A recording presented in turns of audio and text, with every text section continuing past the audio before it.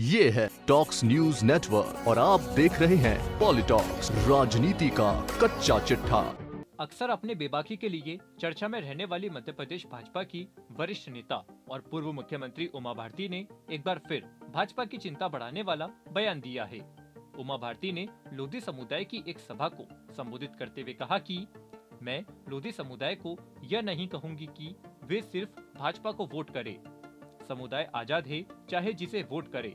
उमा भारती ने यह बयान 25 दिसंबर को राज्य की राजधानी भोपाल में मानस भवन में आयोजित एक कार्यक्रम को संबोधित करते हुए दिया, जिसका कथित वीडियो सोशल मीडिया पर खूब वायरल हो रहा है। अगले साल होने वाले मध्य प्रदेश विधानसभा चुनाव से पहले उमा भारती का यह बयान निश्चित तौर पर बीजेपी को नुकसान पहुंचा सकता है। दरअसल बीती 25 दिसंबर को एक कार्यक्रम के दौरान लोधी समुदाय के लोगों को संबोधित करते हुए उमा भारती ने कहा कि इसने आपका अपमान रखा। मैं आऊंगी, मैं अपनी पार्टी के मंच पे आऊंगी, मैं लोगों का वोट मांगूंगी। मैं वोट में कभी नहीं कहती हूँ कि लोधियो तुम भाजपा को वोट करो, नहीं, मैं तो सबको कहती हूँ, मैं सबको कहती हूँ कि आप भाजपा को वोट करो, क्योंकि मैं तो अपनी पार्टी की निष्ठावान सिपाही हूँ। लेकिन मैं आपसे थोड़ी अपेक्षा करूंगी कि आप पार्टी के निष्ठावान सिपाही होंगे, नहीं, आपको अपने आसपास के हित देखना है, क्योंकि आप पार्टी के कार्यकर्ता अगर नहीं है और अगर आप पार्टी के वोटर नहीं है तो आपको सारी चीजों को देख करके ही अपने बारे में फैसला करना है।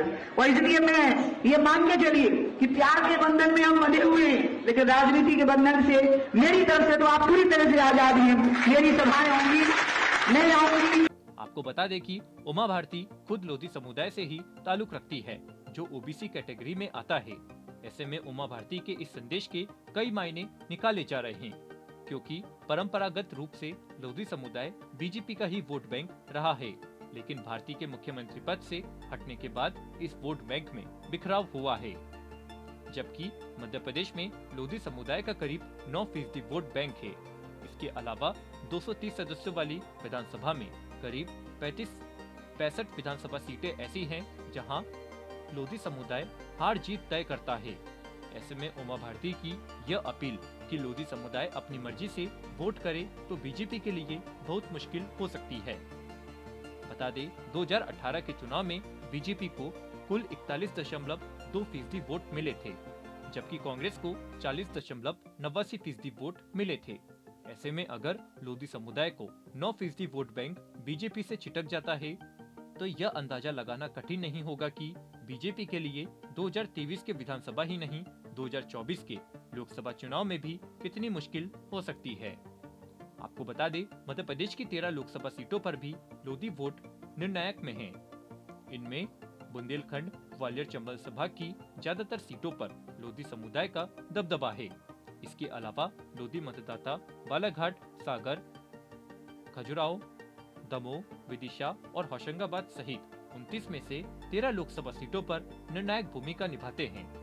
यहाँ आपको बता दें कि जब से उमा भारती बीजेपी में हाशिए पर गई है, तब से लोधी समुदाय भी बीजेपी से छिटकता नजर आ रहा है। इसका असर 2018 के विधानसभा चुनावों में भी देखने को मिल चुका है। बुंदेलखंड क्षेत्र की 26 सीटों में से 14 पर बीजेपी जबकि 10 पर कांग्रेस की जीत हुई थी।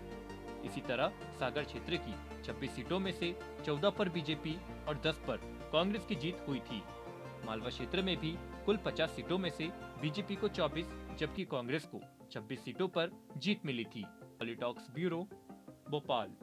ये है टॉक्स न्यूज नेटवर्क और आप देख रहे हैं पॉलिटॉक्स, राजनीति का कच्चा चिट्ठा।